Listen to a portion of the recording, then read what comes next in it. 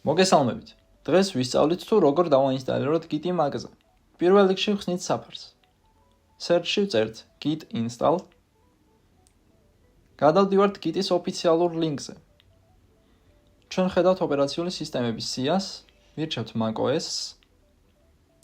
Git-ისთვის უნდა დავაინსტალოთ ასევე Homebrew.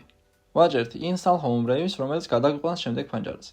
აქ ხედავთ საინსტალაციო ლინკს, რომელსაც დავაკოპირებთ შემდეგი ღილაკით.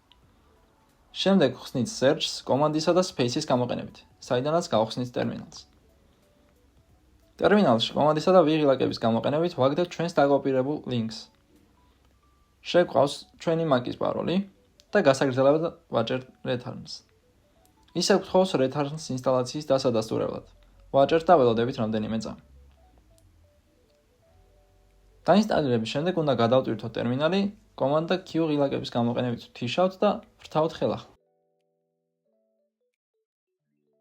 წერთ შემდეგ კომანდს brew install git და რამდენიმე წამში Git-ი ჩვენს კომპიუტერში.